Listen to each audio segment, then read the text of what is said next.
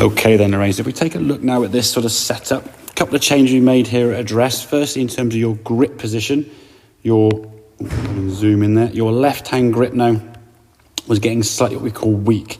Your left thumb was kind of sort of straight down the grip there. We couldn't really see many knuckles here of this left hand.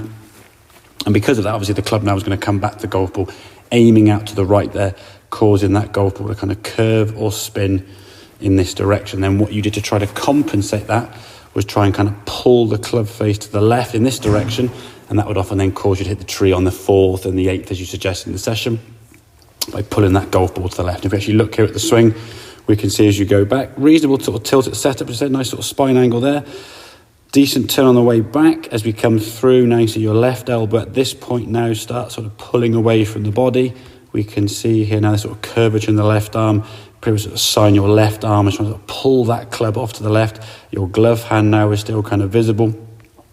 Arms very much kind of sort of rocking the baby, kind of elbows sticking out kind of position. Not really what we call releasing or swishing / whipping that club through.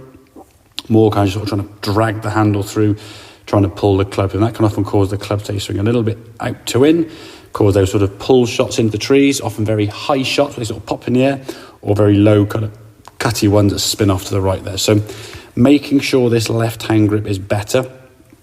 And we look here now where you put your left on, that is more the position we want that left hand to be. So if I zoom in now on your old grip on the right, and then your new grip on the left, you can see your logo now much clearer here now. Your thumb now is just down to the right side there, as you would be looking down of the grip. And these two knuckles here now from the sort of the left hand would certainly be visible. So we need to make sure that left hand gets in that position. And it will feel a little bit strange, obviously, initially, okay? But once that left hand gets in position, your right hand now can just sit on top. And if we watch that logo as you start sort of getting yourself comfortable, it kind of almost sort of moves around a bit there. You can see it start position there.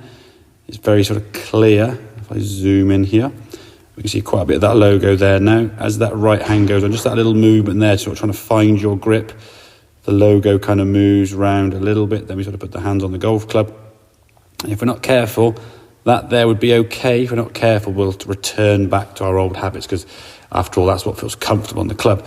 Now we look at this movement here now. Again, same good position through, a good kind of swish here of the club. We can see your arm now impact a lot more kind of extended, not pulling through with the elbow quite so much, and more of a swish. You look at your arms here, kind of post impact, arms kind of down here, creating that whip. If, as you were saying today, you were getting those shots sort of pushing off to the right still, if the grip was good, and I'll take your word for it, the grip was good.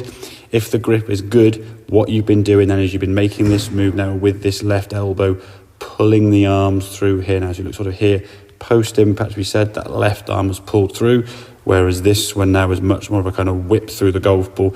You can see your arm now into your side a lot more, a much more kind of extended position through.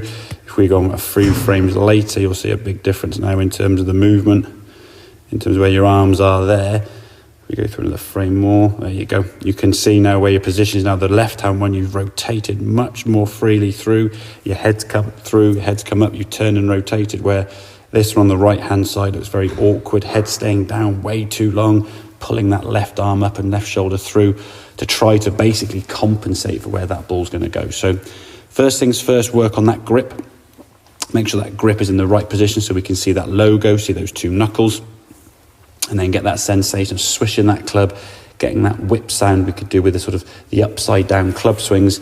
And that's just going to take practice, getting the feeling of how that club swishes through. It helps square the club face up for one, and also increases the club head speed, which will obviously give us a bit more distance going forward now into the winter. Wouldn't be a bad thing at all. So hope that all makes sense. Any questions, obviously, you give me a shout, but I will see you soon. Cheers, Lorraine.